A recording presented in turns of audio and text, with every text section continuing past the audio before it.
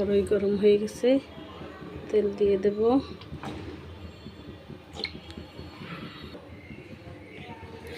এবার তেল দিয়ে দেবো।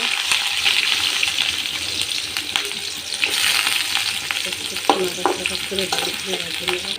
পেঁয়াজটা করে ভাজা হয়ে আসছে।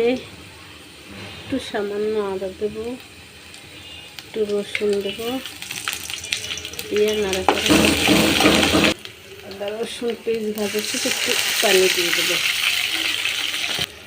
তারপর এক এক করে সব মশলা দেবো।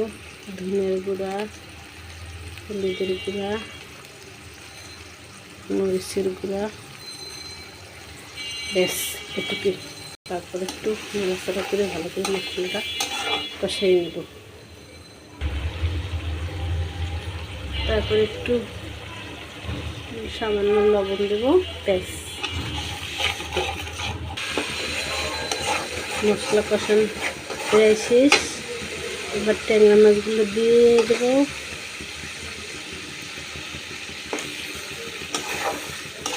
সুন্দর করে নাড়াচাড়া করে ভেজে নেব।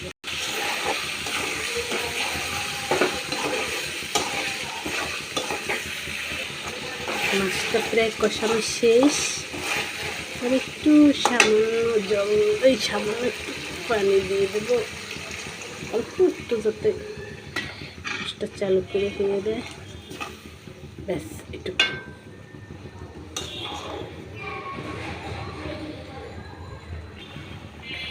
এবার ধনে পাতাগুলো সুন্দর করে দিয়ে দেবো, ব্যাস। ধনে পাতা নষ্ট হয়ে যায়, সবগুলো দিয়ে দিলাম।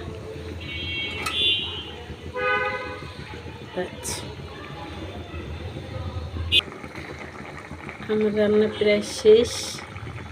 ওটাই ফেলাবো, চুলা অফ করে দিছি, হয়ে গেছে।